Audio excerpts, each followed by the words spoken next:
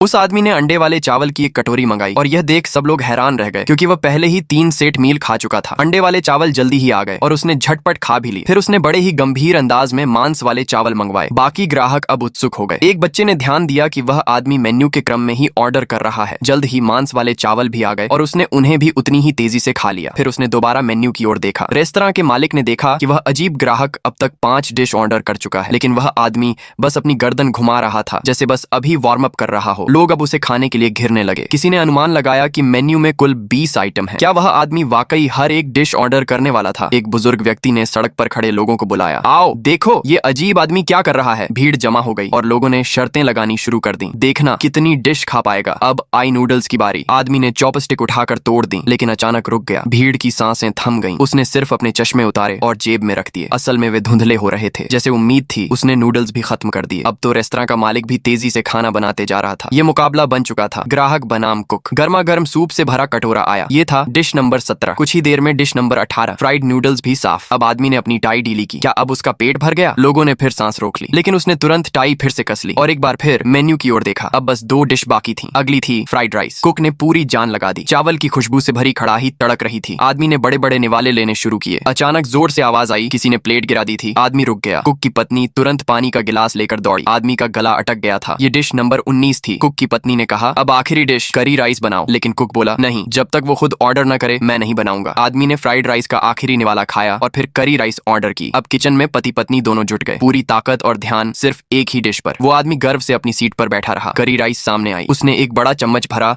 और पहला कौर लिया। अगले ही पल वो जमसा गया। हर किसी की निगाहें उस पर थीं। फिर उसने धीरे से चावल निगला और भीड़ ने तालियों और चीखों के साथ खुशी मनाई। वो शांत भाव से खाना खा रहा था, जैसे कोई तकलीफ ही ना हो। सिर्फ 2 मिनट में उसने करी राइस का आखिरी चम्मच भी खत्म कर दिया। वो खुद हैरान था और खुश भी। रेस्तरां का मालिक बाहर आया और कहा, आपने मेरी मेहनत का सम्मान किया, शुक्रिया। लेकिन वह आदमी शांत रहा। उसने चश्मा वापस पहना, मेन्यू की ओर देखा और फिर से पहली डिश का ऑर्डर दे दिया।